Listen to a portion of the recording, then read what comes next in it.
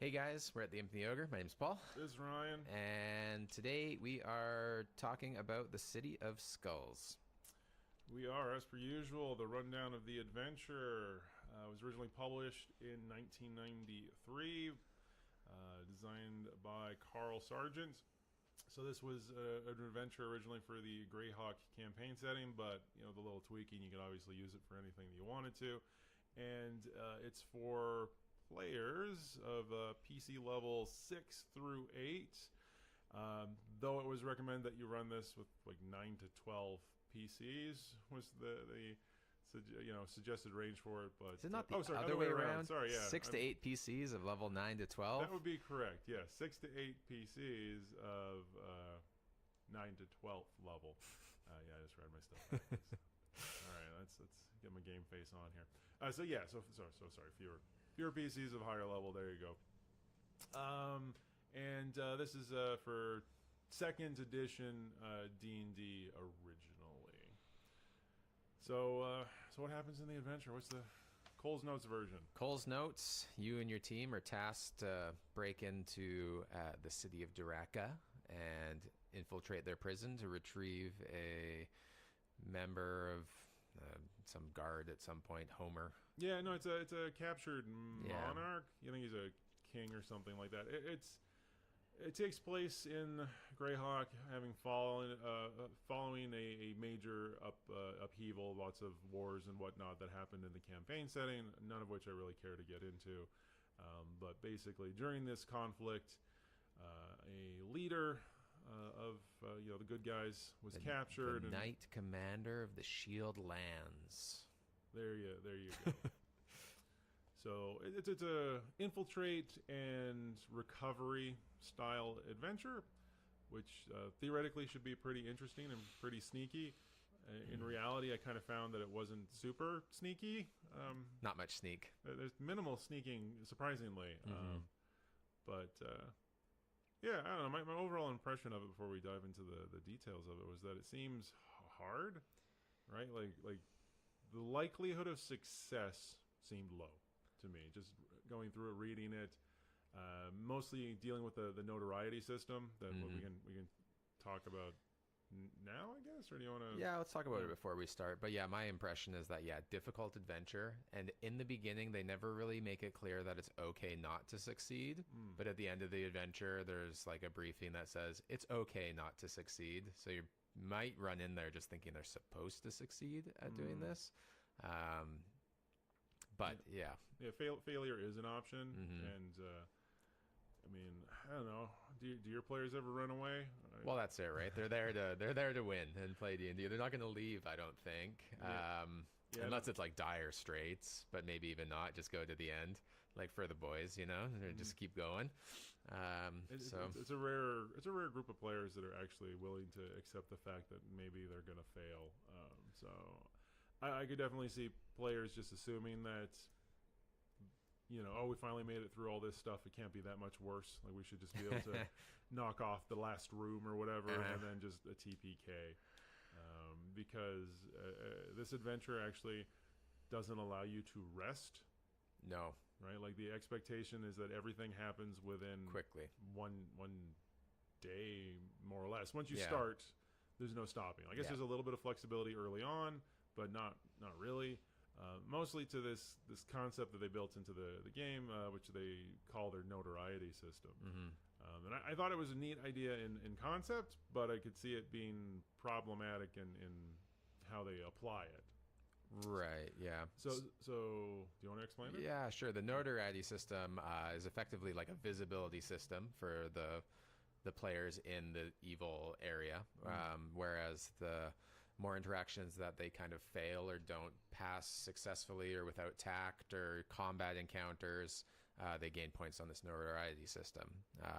The more notorious they get, they attract the more attention from the more powerful guards and servants in the area. Yeah, there's fixed points in the adventure where the DM's supposed to make checks to see if hit squads effectively have been set to investigate. And as your notoriety goes up, the difficulty of these hit squads increases as well. And notoriety can be gained, like you said, for what, doing things sloppily, I guess, or Being loud. Not being sneaky. So you're Right. definitely punished for not being sneaky, but you're also punished for being like A paladin, or an elf, any halfling, any demi-human, yeah, being lawful good. So you can start with like you can just get to this place and be like very notorious very Yeah. quickly. Yeah, it was actually one of the things the designer mentioned in the adventure was that it might not be best for your party. Like this might not be something that your party will find success in. That'll be much harder. So if you're a good party of mostly elves and half elves, you're probably setting yourself up for failure. The adventure does provide well designed. Not NPCs, what are they called? Pre-rolled, pre-generated characters with backgrounds and whatnot.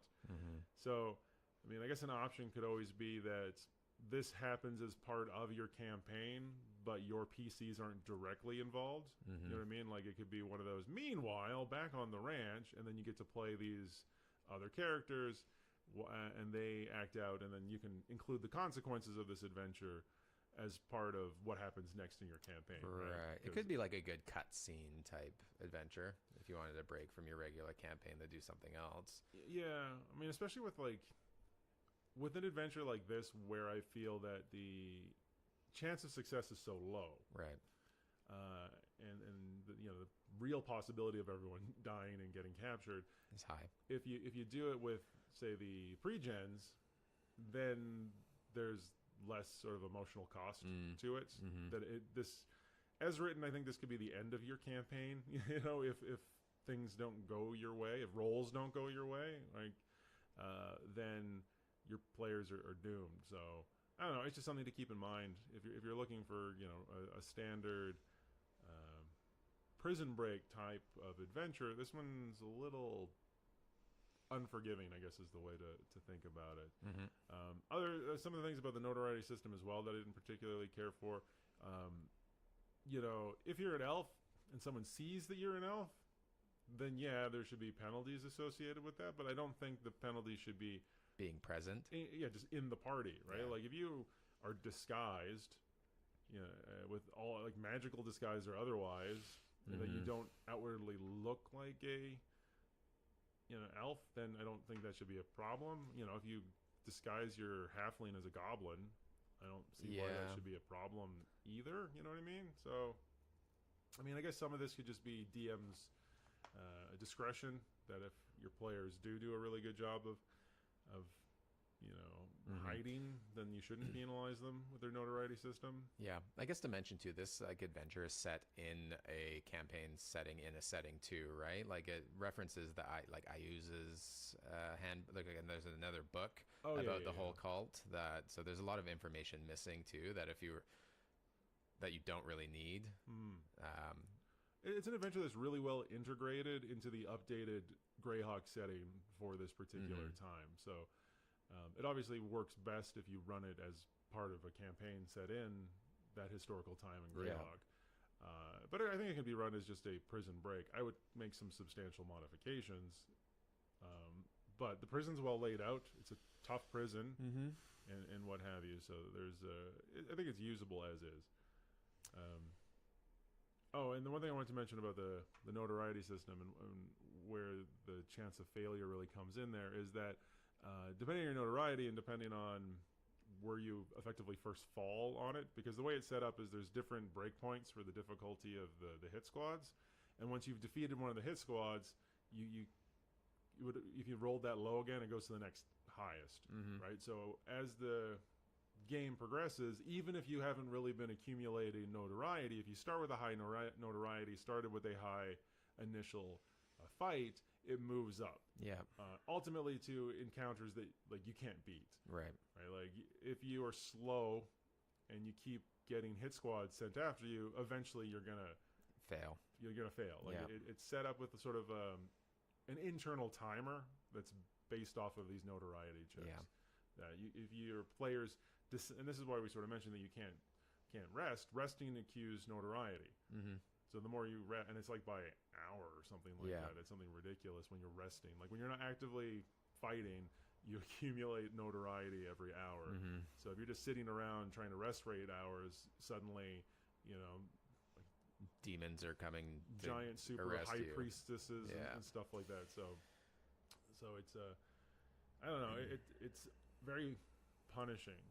I do like the idea of a notoriety system in general, and if nothing else, I could see myself stealing this concept for running in a campaign, especially if you were sort of running I wouldn't say an evil campaign, but maybe a more grayish campaign. Like if you're running a thieves guild or mercenaries or something like that in a new town, then notoriety doesn't necessarily even have to be bad. Like this could be infamy or it could even just be fame. Yep. And I think that'd be kind of a useful system to just steal and use in your campaign. I know for a fact that like my players seem to not really appreciate the fact that at first level nobody cares about them and nobody like knows them. So if you just walk up to someone and be like, "Hey, what's your problem? You need some help?" They're not all like, "Oh, hey, fair traveler, let me tell you everything about my life." They're like, "Stay a Who while, are you?" listen. Exactly. Like you're just some weird rando that's butting their nose into village business. That's true. Which you can definitely butt your nose, but give me a charisma check. Right. So. Right.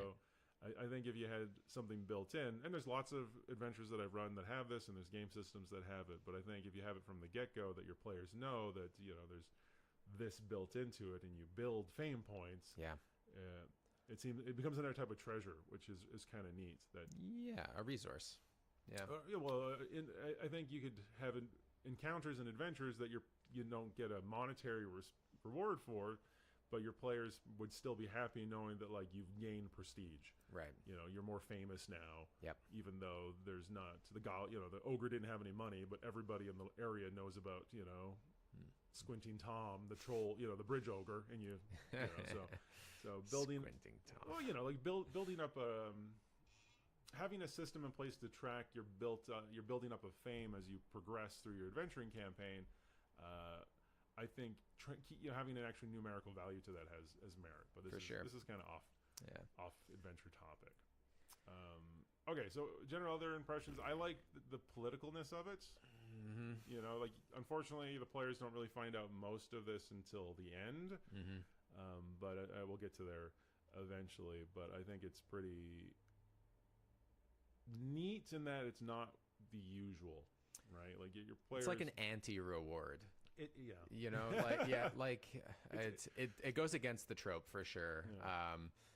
It's not going to leave your players feeling satisfied, but maybe in the end it's not like that bad of an unreward. I guess I haven't really thought about it that much. But the one thing though is I did feel that your players aren't really heavily motivated to actually go on the adventure to begin with. Like you're offered a cash reward that's not a lot of money. It's like 500 GP per player, which at this point where you're dealing with is nothing. Maybe 10th or 11th level PCs is just like, because I think an average party is going to hear the hook and be like, hey, we want you to sneak into the capital city of this terrifying evil empire, break into their most secure prison, and then rescue this guy for $500 as a favor. I'm your king, right?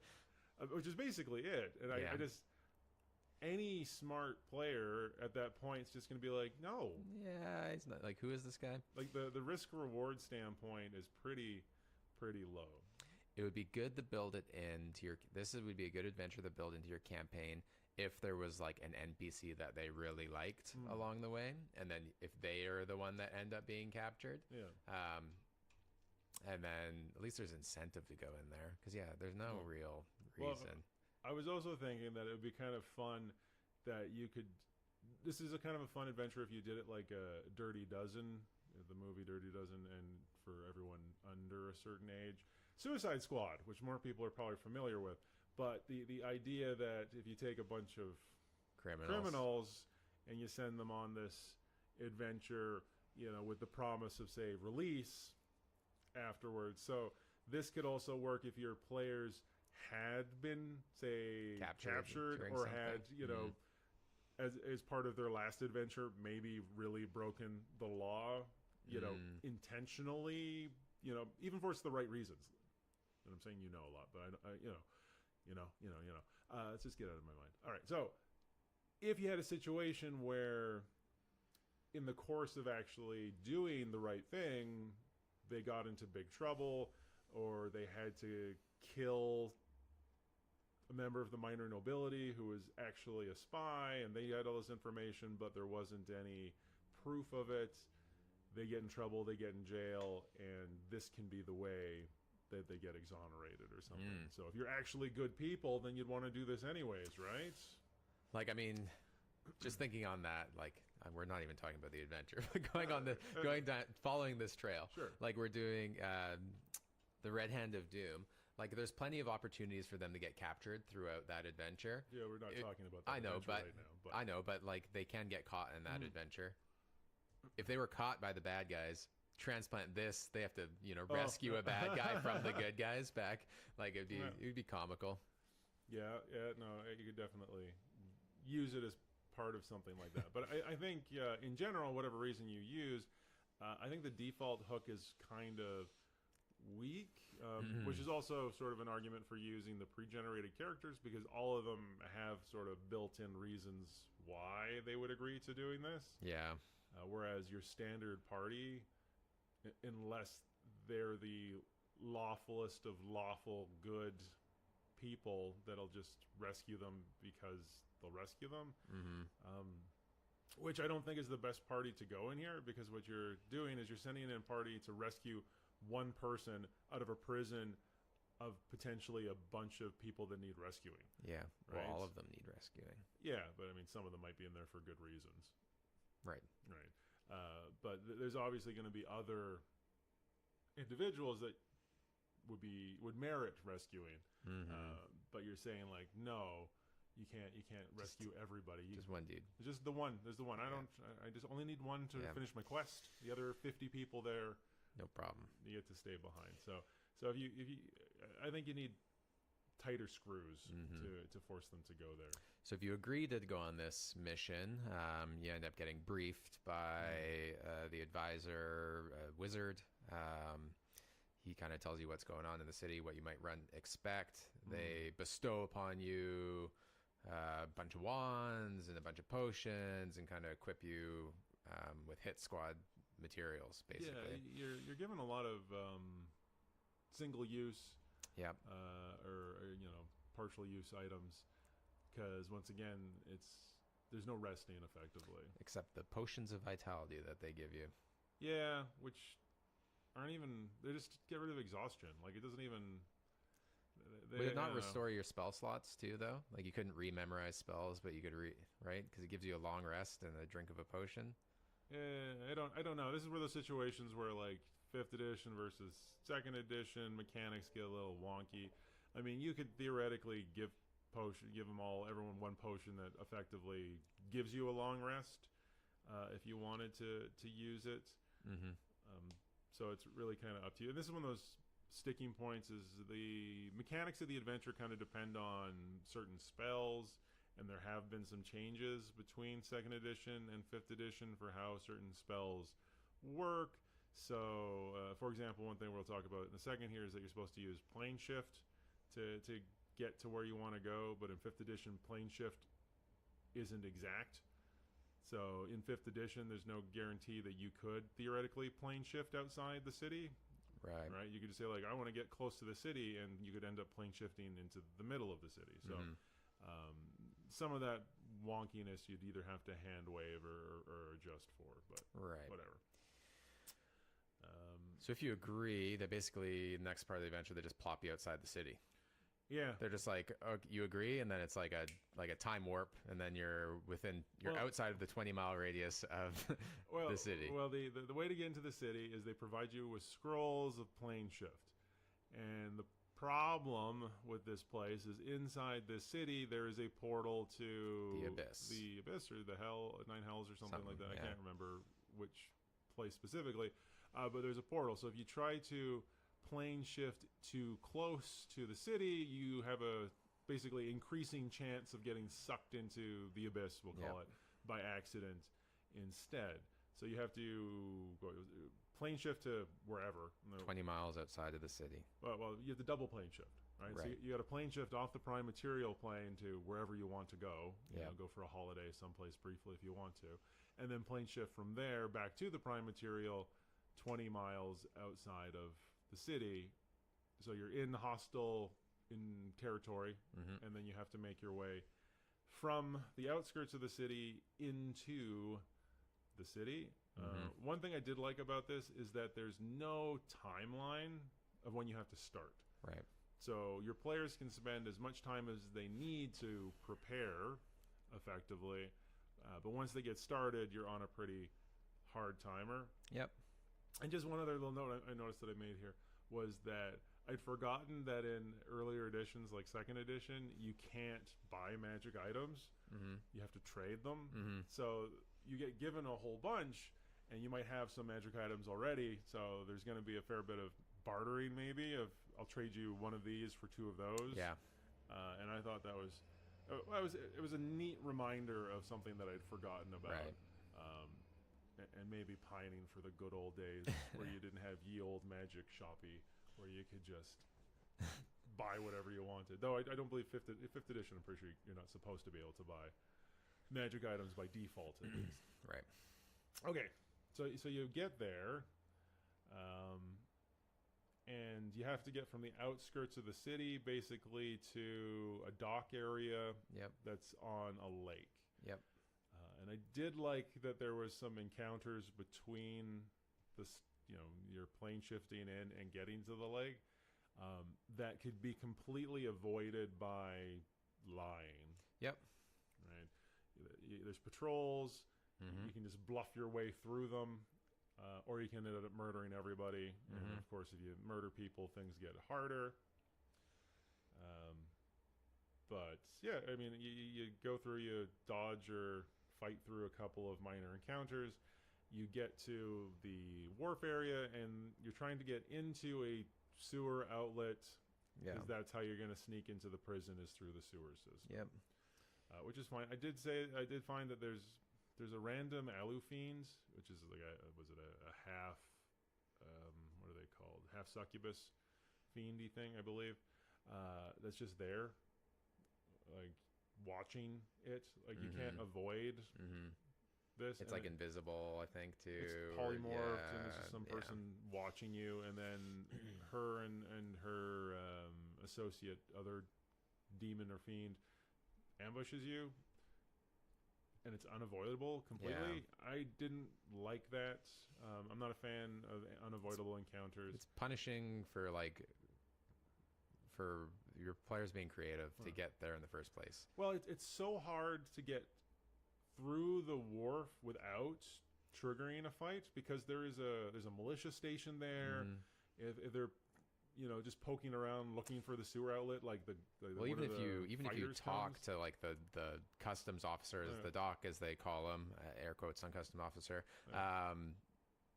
Even if you manage to talk your way through that encounter without combat, he still like attaches a retinue to you that follows you. Yeah. So it's like you have to lose them somehow or convince them somehow to let you go into the sewer. And if you manage to do all of this without like getting into huge combat, you're like punished by an unavoidable encounter of something that's going to try and stop you anyway. And it does that a couple times in this adventure, where it's like punishing your PCs for getting through things smoothly. Which is like, that's the whole point of the adventure, is to get through things smoothly. Why stop them? Yeah, I think it's a bit of a cheat, and I wonder if it's to give encounters that players might feel that there should be fights. So we'll just give you a fight anyways. But I don't think so. I think if your players can find a way to get around all these other hurdles and actually make their way in there, they shouldn't want to fight here. No, like they should be coming in with the expectation that they want to sneak around everything. And being able to do so should be just as rewarding as beating things down. Yeah, you shouldn't suddenly have a random encounter that you can't avoid, and you literally can't. As written, you're not supposed to be able to avoid this, because the demon can see invisible and all this other random does stuff. demon stuff. Yeah, so it's not. So making it through that encounter. They end up in the sewers. Unremarkable to me. I thought like the bloated bodies that can give you the plague is pretty cool if you touch them. That was great. They're kind of like wafting down the water, and if they explode on contact kind of deal, and they can give you the plague. I thought the note by the writers that was like, they said, any player worth their salt will expect an utyug. It's just such like an old school mentality. It's like, if you have real D&D players and you're in the sewers, they can expect one of these. So give them, don't disappoint them. And that makes sense to me. So if you're going to have sewer encounters anyways, exploding corpses, I really love the corpse thing where if you just let them go, nothing happens. But if you decide to poke them, but, the players are definitely going to want to just check them out, and then they get save or have some ability damage. Some plague thingy. They get sick. So having the sewer encounters, I think it's great. Once again, why do you have the demon that you have? They're just everywhere. Just cut that. The environmental factors is enough. Let them get through the sewers. So there's sewer access to the main level of the prison, which I found kind of problematic. It's your most secure prison on the planet, so obviously you have a sewer grate in an unused storage room so the players can sneak into. Hey man, D&D. Hey, if I'm running this, you're climbing up through the sewage, like through the actual army poop chute. style through the poop chute. You're going. You have to wait for there's nobody in the John, so you don't have to deal with friendly fire from above, and you're coming up through the actual like sewage. Matrix style, like between the drywall in the first one when they're climbing through trying to get up. You got to come up through the sewer outlet. And there's plenty of historical cases with that. Castles all had sewage outlets, and then climbing up a slick sewage outlet to invade a castle. That's a thing, right? So you should play up the fact that it is a sewer and you need to climb up through the sewer outlet. That being said, there should be a locked grate or something. It's a prison. People would expect. And where's the sewer outlets for the lower levels? I don't know. You come up in the sewer, from the sewer into the first level, but the rest of the lower levels are below the sewer. Like, it's all very D&D. Wasn't architect. So they end up in the first level, the Halls of Wretchedness. Oh, you actually wrote down what this called. Yeah, I did, Excellent. The Halls of Wretchedness. You're a better man than I. So lots of guards on this level. They're all orcs and ogres for the most part, with a couple of exceptions. And I think the expectation by design is that the players are supposed to bluff their way through almost everything. Yeah. It's basically played up that the guards are dumb and you can just lie through most of them. I did like that the orcs and orogs,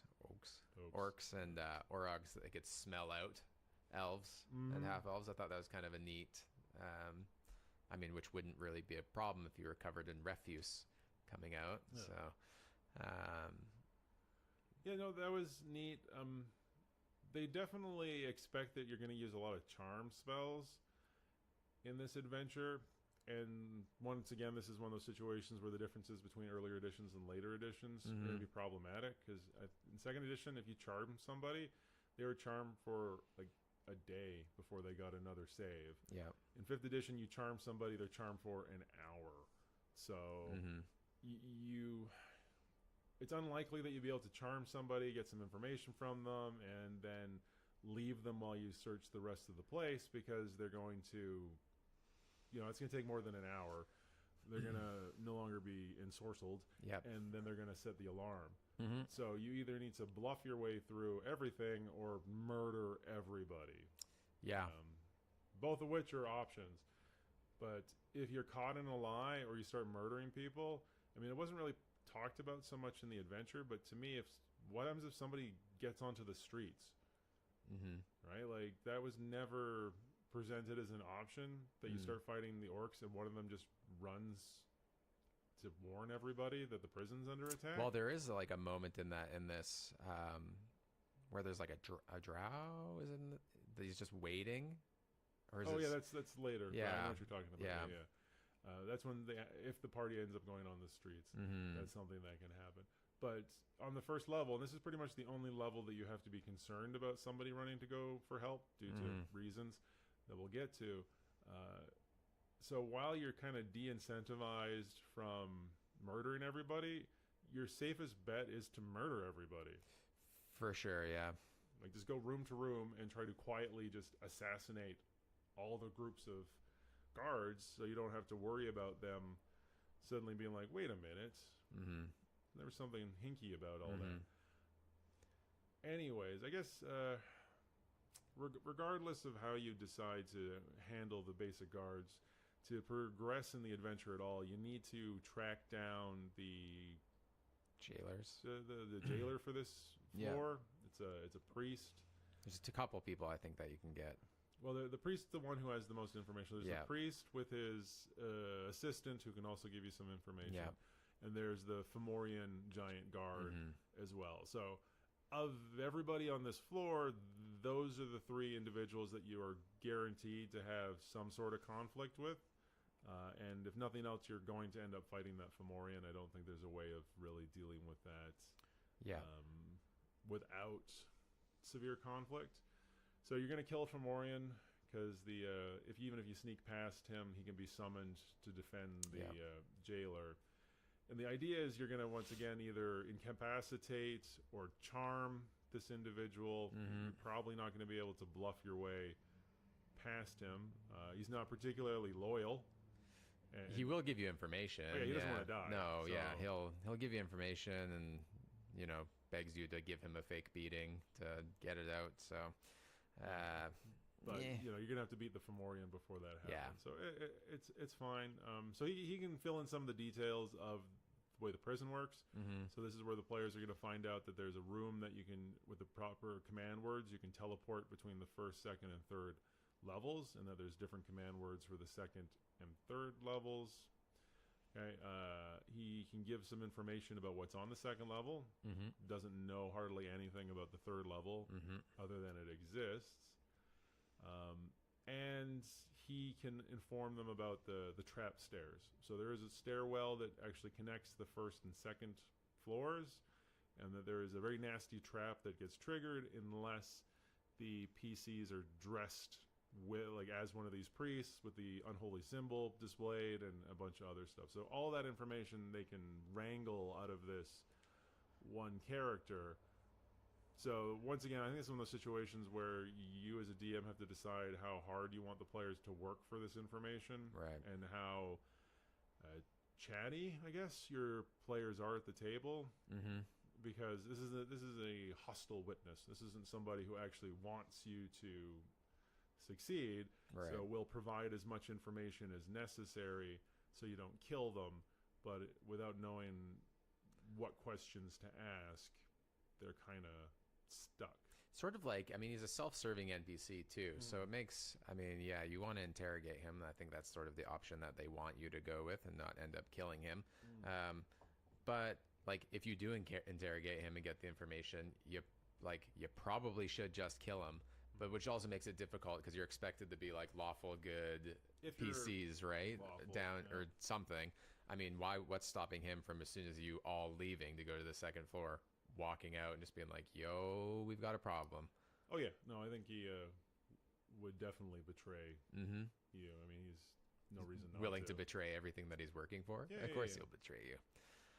So at this point, whatever they end up dealing with this player or this NPC, I think the default way that they would approach getting to the second level would be using the trapped stairwell. Like, that's the most obvious way of doing it. Now, that being said, there's an alternative that's presented in the adventure whereby you as the DM can decide whether or not this happens. So the individuals that actually do know the passwords to use the teleportation rooms are known as the Blood Bailiff and his deputy, Blood Bailiff, who are, I guess, the overseers of the prison. So you can decide to have the assistant Blood Bailiff show up randomly to come and talk to this priest that you're interrogating, and then you can capture him and try to beat the password out of him. And he also knows that his boss is the only person that knows the command word to use the teleportation room to get to the third level. Right. I didn't like this encounter. I mean, I guess it's like just a way out if they can't figure it out, because I guess he's supposed to just give up the information regardless. But it's, if your players, because you could just plop this in no matter what. You could just be like, nah, I'm just going to throw them in here. Yeah. And I find that's like another punishing mechanic that you could just throw in, that if they've been successful up to this point and you're just like, ugh, they've gotten through everything, like you can just plop this on them and it's going to be a fight. Yeah. But how are they going to get, I guess they're going to read his mind to get the password? I don't know. My concern with this encounter, if you included it, is that assuming successful interrogation, they can find out that his boss has the password to the third level from him. So it automatically provides the opportunity to skip the whole second level. Right? So what would stop your players from just, I mean, I'm not saying this is a bad thing, but I could see it encouraging your players to go directly from the first level part here and try to go find the Blood Bailiff. It would make more sense to do that this way than it would to run into this guy on the second floor. Yeah, so, because that's what's supposed to happen. Yeah. So which pathway do we want to talk about first? Do we want to talk about the Boneheart Citadel pathway, or do we want to assume the DMs don't use the Blood Bailiff angle? Because we can go either way. These are both options that can be used in the adventure. Yeah, I think regardless they have, well, they don't, as we talked about earlier, but like the Boneheart Citadel just seems, I guess depending on when they go, could either be like instant failure. Well, I mean, it depends on whether you let your players, I mean, if you let your players level up without resting, that's a separate issue. But Boneheart Citadel is the option there. If they're going to do it, it's better for them to do it earlier on, where they have most of their resources still intact. That just ends up being like a DM's discretion. I mean, we can talk about the Boneheart Citadel. There wasn't really much to say. Well, no, we just talk about it now. It's short. So the Boneheart Citadel is like the main administrative building. Yeah, you're just going there to talk to the blood, or get information from the Blood Bailiff, which will give you a password to be able to the third floor. Yeah. And it's like a couple of tough encounters, and they have to sneak through town again. And what I have written here is, don't do it. It's a trap. It is a trap. I mean, and that's what we're talking about. If you put that the deputy, I guess, in the first level, maybe you have got a higher chance of success to do that then. Otherwise, you run into the deputy on the second floor anyway, which gives you the information. And if you leave from the second floor, there should be no way that you complete this mission. You shouldn't be able to leave from there and come back in, right? No. Like, they'd see bodies or they'd see things. The fortifications would be crazy. You'd just be done.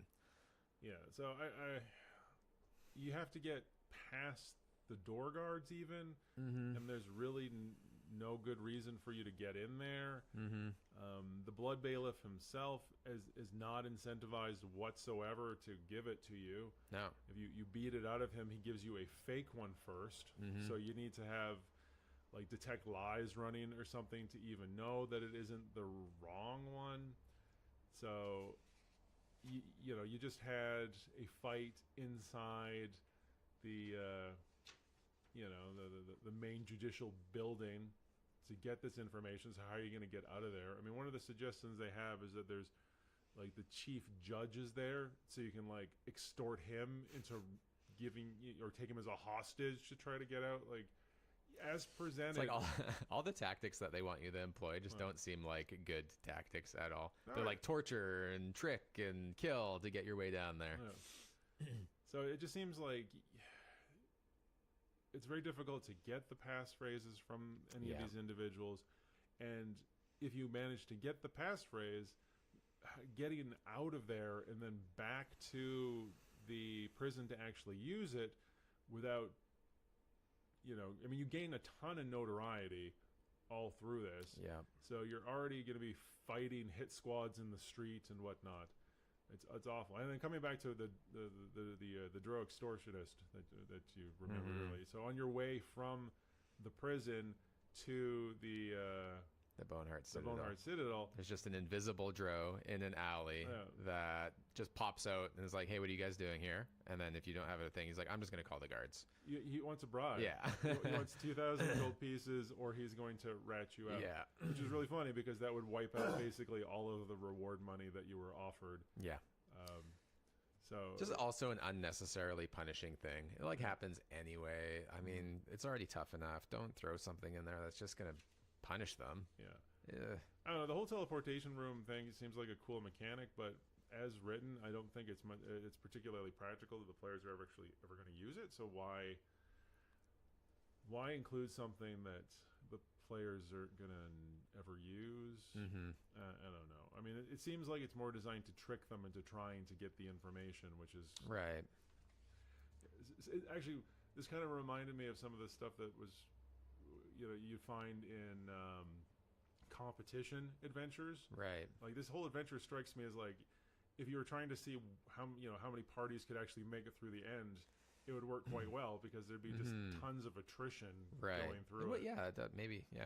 I mean, maybe it was, but it definitely has that feel that there's just lots of brutal and tough ways that you can just end. More than one road. One of the things that I did a little bit of flavor in the first level, I liked the beating wall that they had. There's the magic mirror that they would beat people in front of, and it would project the beatings into all of the jail cells on the first level. So you could witness all the beatings that happened all the time. And there was some, I think there's a wizard. Is it on this level? There's a friendly wizard who you can run into. Well, he's not friendly. Well, friendly to you. He'll give you he's got some information and he'll lend a hand if you help him out. You basically, if you let him go, he'll give you some, gives you some help and spells but he just books it right away, and it increases your notoriety because if prisoners, that's one thing I actually did like, if you just decide to be nice and release all the prisoners, because there's dozens and dozens of prisoners on this floor. If you release them, your notoriety goes through the roof. So if you're nice and you actually rescue people, and like explicitly, there's one room that's full of children. So it is designed to pull on your heartstrings. So if you release the children, your notoriety goes up and you're more likely to fail. So it rewards you for being cold-hearted, which is a bit harsh in my opinion. Being nice is punished. Yep. And you'd Anyway. So let's assume you go to the second level. The most likely way you're going to do this is through the trapped stairs. Yeah. So as we go down, it gets more difficult. And there's not orcs and ogres on this floor. Now we're dealing with fiends. Yep. So these, for reasons that you find out, well, actually the players probably never find out, but they're less likely to go get help. Right? They can teleport anywhere, but they're not going to teleport and call for backup because you have to scheme the schemer. The guy that's in charge of this level has cut a deal with an Abyss Lord, one of them, and he lets other demons come in and commit the murders to gain favor. It's a favor. I can't remember the type of the demon is now. It's an Abyss Lord Oh yeah, he's one of the Merilith. His side deal with the Merilith. He makes a side deal with the Merilith, but I can't remember what the name of there's a type of demon that it gains power by eating souls. Yeah. So basically, he's got a side deal, so these demons can come in, and I can't remember the name of the demon off the top of my head. But so he lets demons come in, commit the murder on the prisoners here, and then he's just kind of working his way to gain favor and get his way out of here at some point. He's indentured, basically. He's stuck here for the decade, and he's just trying to... The Merilith promised him, to be a commander in an army or something like that. And the main way to get through this one is to end up running into this guy and kind of scheming with him, and he doesn't want you to draw any attention, and he'll give you enough information. Now, as written in second edition, this level is hugely difficult because all of the doors are supposed to be wizard locked. Yep. And in fourth edition, there wasn't any way to open a wizard locked door that wasn't magical. So you'd have to use knock as a spell. So every door you'd have to expend a spell slot or a scroll to get through, or chop it down. Right? In 5th edition, that's not how Wizard Lock works. I think Wizard Lock just makes the DC of the lock go up by 10 because, you take the hard corners off of everything these days. It's baby-proofed. Exactly. We nerfed that spell hard. So it's a lot easier now for players to get through. So personally, I would probably just make the locks all almost I make them like DC 40 or something to return the flavor that without the key, because you can get the keys in here, right? Like in all these bottom levels, there's keys to get through them, which would allow people to bypass the wizard locks. Yeah. But without that, I kind of like the idea of forcing the players to either have exceptional talents to get through that, or have to cut down and kick down the doors like you would have had to originally. But yeah, the jailer on this level has the key, so it just, I think the original idea is to discourage wandering, right? Like you don't, it discourages you from wanting to check all the side passages because you have to expend resources to get through those side passages. So without that, if you don't use some sort of way of discouraging your players, especially if you're updating into like more recent editions, from checking it out, they're going to expend more resources on dead ends that don't actually matter. Does that make sense? Yep, that makes sense. So this level's super hard compared to the one above it. Most of the guards on this level are invisible, like permanently invisible, and just wandering around. So they're much more likely, well, you're almost guaranteed to be detected, and the alarm's going to go up, and you're going to be fighting, right? There is a permanent invisible fiends that use detect invisibility routinely. You can't bluff your way through it. So unless you're using something like polymorph to turn into a bug, and then scout as a bug, which is the thing, right? You can at this level you're going to be polymorphing, or if you have a druid in the party, and they can just turn everyone into rats. Exactly, to get through that way. There's some cooler things on this floor. I really like the insane priest, the executioner. Mordluck.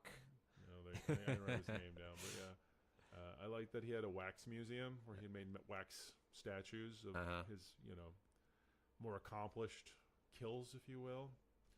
And that he had the incinerator. So there's a pit that you could get knocked into and then get incinerated in, which was kind of gruesome. I like the screaming pit on this level.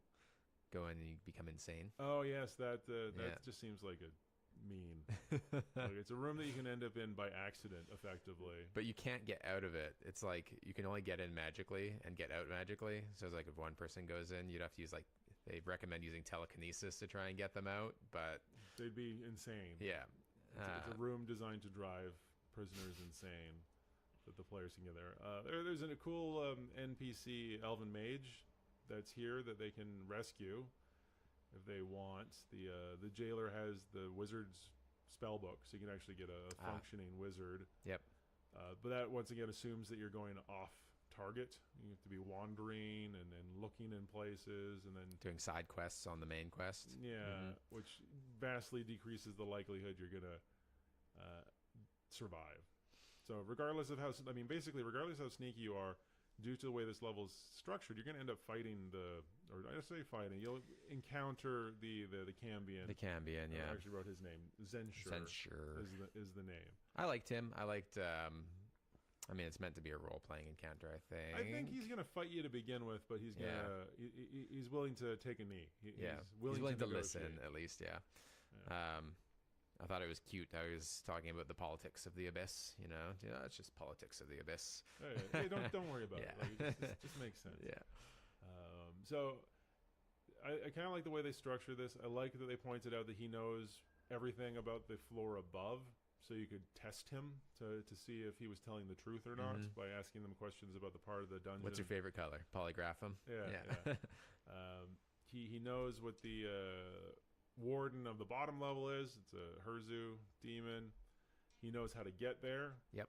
Of which, to get there, there's basically only two ways. There's the teleport room, which, as we mentioned, you'd have to go to the Boneheart Citadel and lose the game. Or he has a magic item in his room, like in his throne room, I think, that's how he interacts with the warden below him. So he touches this item, it teleports him to a meeting room where he meets this demon, and that apparently is connected to the third floor, which, once again, this is the most likely way that your players are going to reach. But using it will notify the boss of the third floor. Exactly, which whether or not that information gets passed along, I don't know if I was the Cambion, I'd actually forward that information, but that's what definitely happens. This is the other person that knows that the Blood Bailiff in Boneheart Citadel has the password. So even if you don't have the assistant Blood Bailiff show up, this is how they can find out about that way. Which, as you mentioned already, though, I would discourage the players from leaving the dungeon at this point, because at this point they shouldn't have that many resources left, of which, assuming they're going to survive it all, they're going to need to deal with the bottom level, because once again, there's no going back. Like, you can't go back. You can't backtrack. Well, you can. Well, yeah, but I mean, feasibly, it shouldn't make sense to do that. One thing to mention about the second level, when getting to the second level is when, as a DM, you're supposed to be making your notoriety checks. This is where that built-in timer starts to really tick. So on the first level, on the second level, if you can try to do minimal damage, you don't build up notoriety. But if you've been killing the guards, if you've been using fireballs, like the game basically says, like the adventure says, you should discourage your players from using loud magic and destructive magic like fireballs and whatnot. That makes sense. Which makes sense, but it puts certain types of players at a disadvantage. They could do it anyway. If you have a blaster mage. And, yep. So, the one other thing I wanted to sort of mention about this is it's actually kind of more interesting if you do fight and kill the Cambion and his, I think he's got an Alufiend consort and a bunch of other stuff, because that's the only way you're going to get the treasure. There's a fair bit of treasure he has. And the one thing I thought was interesting is he's got a ring. It's a ring of wizardry, so you get extra spell slots. But what I loved about it is if you put the ring on, the Merilith that he made the deal with automatically knows that you're the one who, like, that you have it on you and is aware of you everywhere all the time. Yep. So it would put a really interesting potential future, high-level plot hook where you have this high-level, high-connected, demon that would be interested in having a conversation with you. A conversation. If you will. So, unfortunately, that's the type of thing that gets completely missed if you don't... You'd have to kill him, Kill him, right? So, it was a fun little detail that I appreciated. All right, so let's assume we get to the third level. There was one other thing that I liked on this level, that insane wizard that you liked. Yep. His escape route out of his bedroom, I thought was kind of cool, where he's got the finger bone traps all over it. Yeah. So if you end up going to this the executioner's room, he's got like shadows that protect it that are under his bed. So if you make it through the shadows and he escapes out of his secret passageway, he's got bone chain spells and darkness spells throughout the thing. I thought that was kind of cool. Yeah, so the hallway is full of little finger bones that triggers a trap and basically pop skeletons.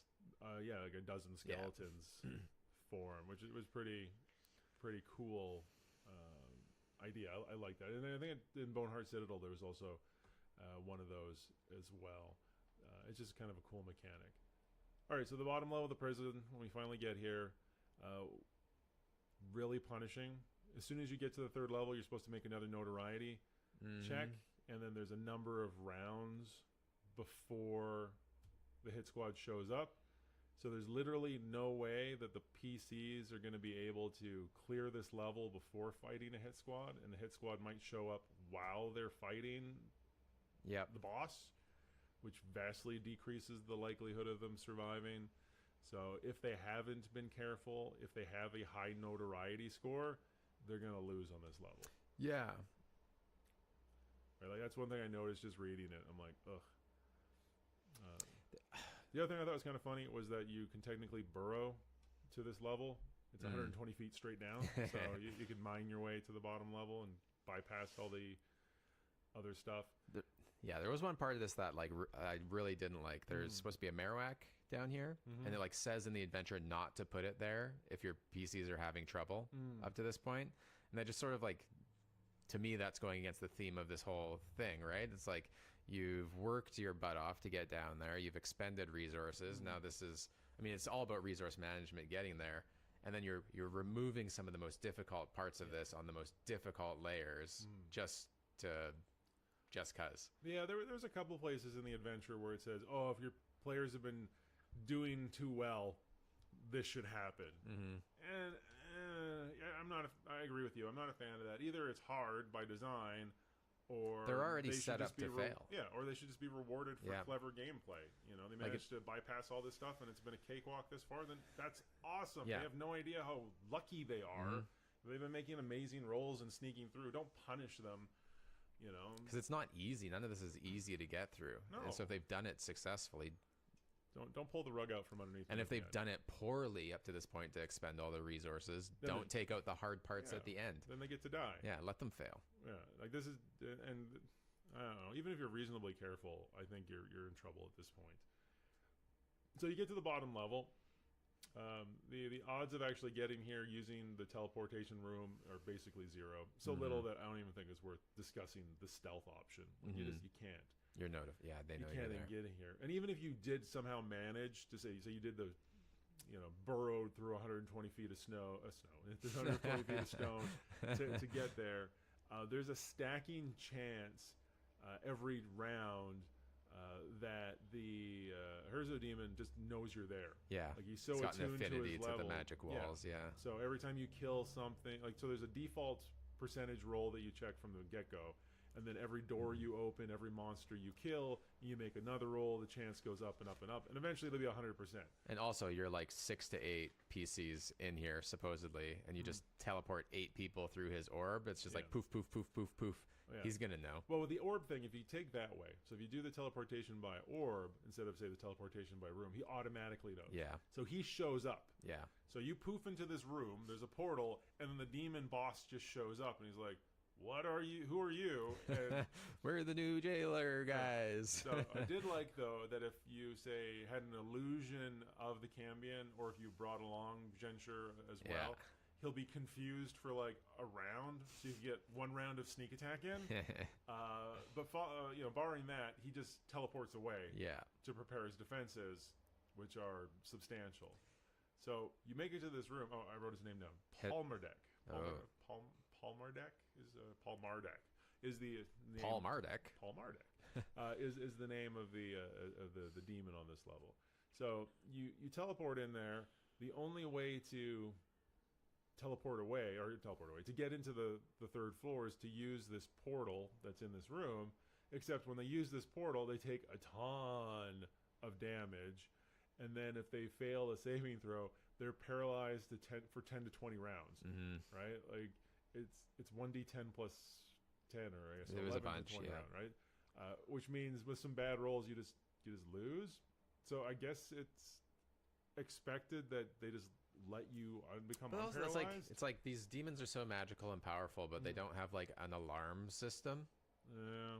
Like, why isn't there like a first level spell? You just have alarm all the time. You're right. Like this would be a better adventure scaled down to like lower levels. Like you're infiltrating like a goblin jail, where it would make sense that you could stumble your way through and talk to these dumb things. But these are like scheming, intelligent fiends and demons, and you're humans or elves. It's their hubris. They just don't think anybody would have the gall to try to do this. I guess not, but it's like maybe that's the whole point. I don't know. Maybe. I don't know. I think like running into these demons, if they're down there, they should be trying to cut deals like all the time. Like writing, like making deals, signing contracts. Well, they're like not devils. No, right? but you could like. Devils are all about the contracts. Demons are all about eating your souls. Yeah, so, but you could do it different ways. I mean, okay, once again on this floor, everything's supposed to be wizard locked, so getting around is supposed to be incredibly hard. What I did like was the key. It's a giant key that the demon has, and it causes cold damage to anybody who holds it. So they're like, yeah, you're supposed to carry it on a pole. Use it only when you have to.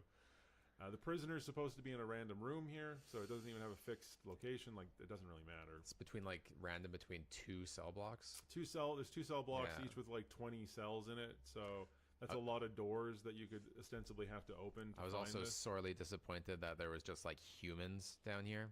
There's nothing like substantially bad that would cause trouble to these people. There should be like a planetar or whatever bolted to a wall, or angels, solars, anything. Something cool that like would warrant being stuck in something so awful. And the blackest pits ever. But the thing is, as written, everybody down here has been mentally broken. Yeah.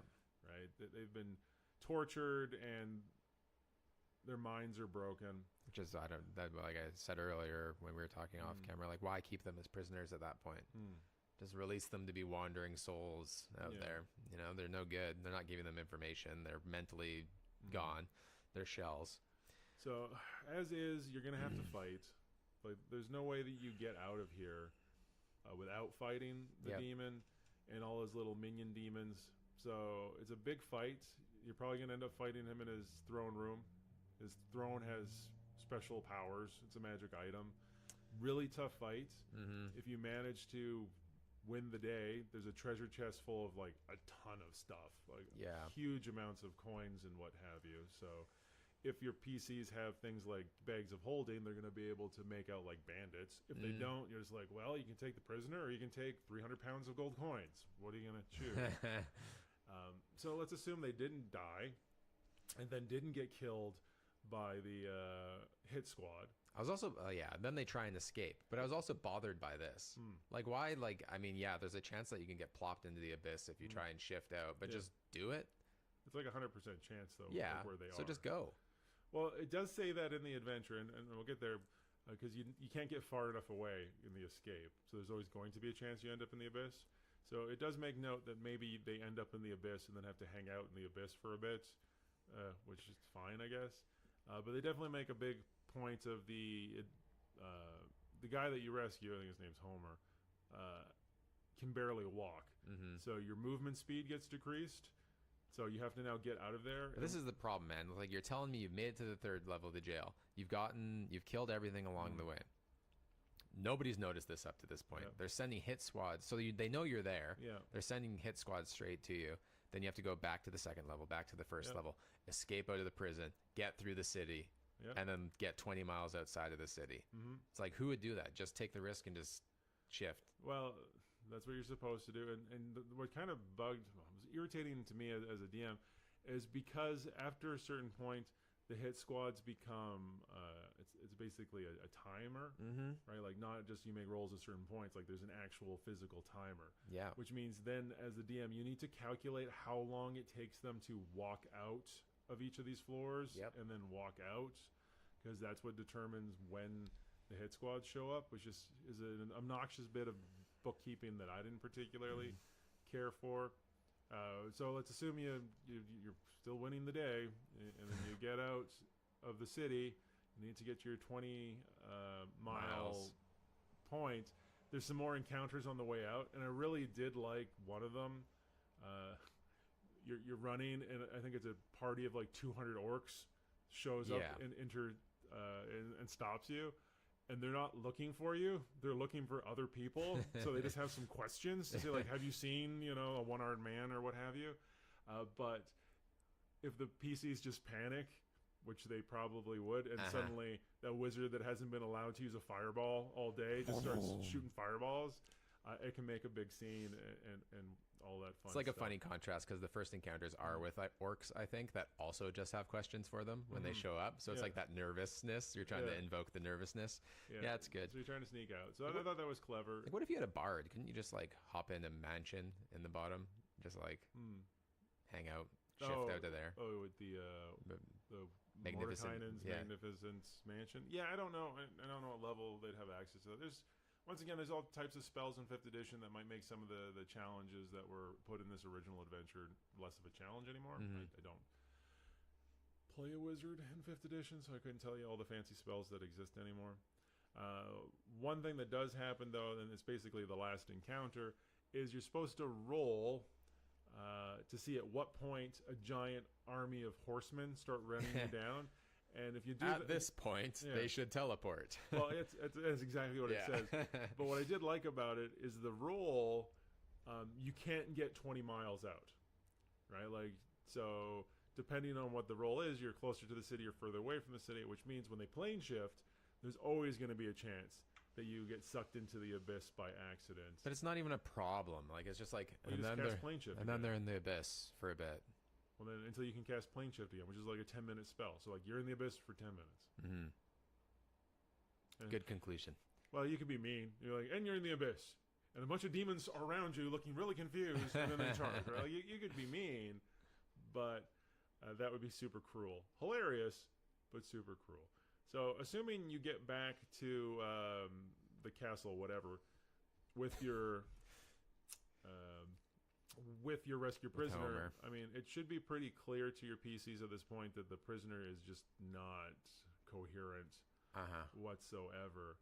And in the sort of denouement of the adventure here, you see that the individual never recovers. He abdicates his position and gives it to the person who was already ruling in their stead that you'd met. They were on the council that hired you to go rescue this person.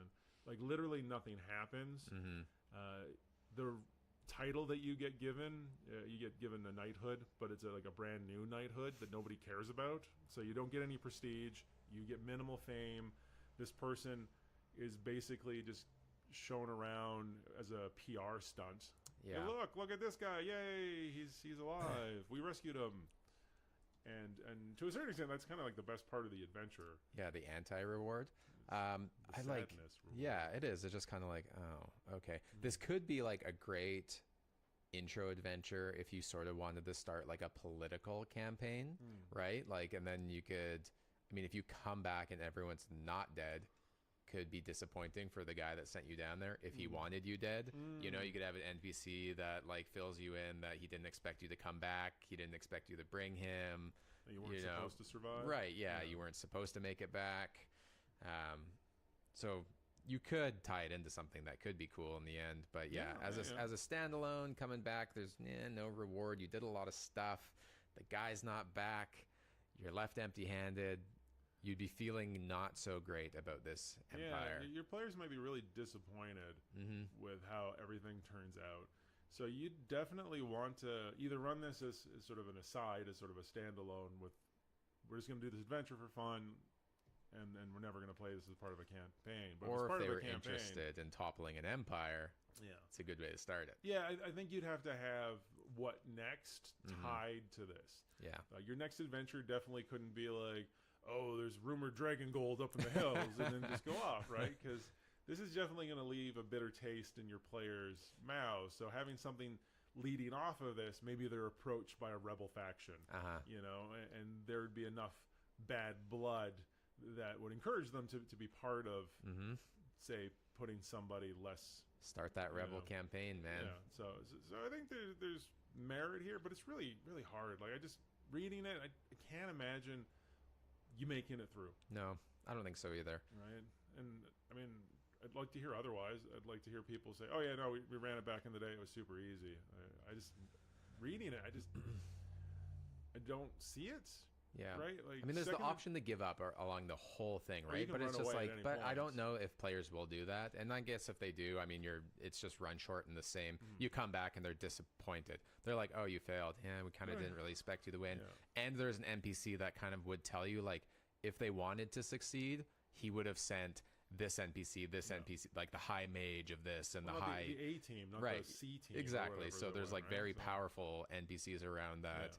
You know, maybe you're getting tricked into doing this in the first place and you come to the realization at the end, but I don't think you survive, or not everybody. Yeah, just to come back to that one point you made that I thought was really a really good idea, where you're not expected to survive. So it's one of those win-win situations that if you all die, then, oh, that's a problem, that's not there anymore.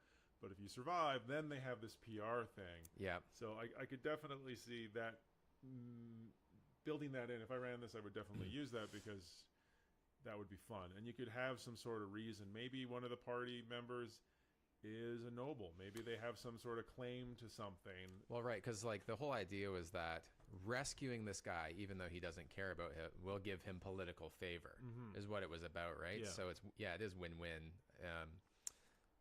Thorns in the side somehow. Your NPC, your players. Yeah, I think you could do something that would make it mean more, and maybe make your players even more irritated or angry at being used. That's why I think this like could be fun if you leveled it down a bit and you're like the new guys in town and you get sent off to do like just scale it all down a little bit and make it more believable. Well, I mean, you could also, because this runs later in your campaign, right? You could also have the players earlier on being part of the last days of the fighting, right? And once again, it kind of could depend on what your PC's background. If one of them is a folk hero, maybe there's a lot of goodwill for the folk hero that the peasants want, and the king can't just kill this folk hero, who's been saying that the peasants need a vote at the table or what have you. But if the folk hero died in a noble attempt to rescue this monarch, well then you could build a statue in their honor without having them around anymore. So, or if there's a noble background, it depends on your players' backgrounds. But I think this is something that you could definitely have built into your campaign arc. Yeah, that would fit better. But this is definitely one of those adventures I would say that you would want to have it fitted into your campaign arc. Maybe not from the get-go, but early. Because it works better if you have the PCs tied into the politics of the area beforehand. You could also build in some motivations and reasons why they'd actually do it. And then on the back end, you have this disappointment with the situation that you can then use to bring into your end game, if you will, your last major arc of your adventure campaign. But yeah, so it's good. It's punishing. It's hard. It's a challenge. I think some minor tweaks are definitely necessary to make it run a little cleaner. Like the teleportation stuff and the blood bailiff stuff, I think you could either just cut it for simplicity's sake or maybe tweak a little bit so it's a more reasonable option. Because as is, it's so not a reasonable option whatsoever. Yeah, I think that's about all I wanted to say about it. I'm good with this. Okay, so we'll end her there today. If you have anything to add to it, we'd like to hear from you. If someone did run this and thinks we're out to lunch, I'd definitely want to know. And as always, if you have any suggestions for stuff we should look at in the future, please let us know as well. Thanks for listening, guys. Bye. Thanks. Bye.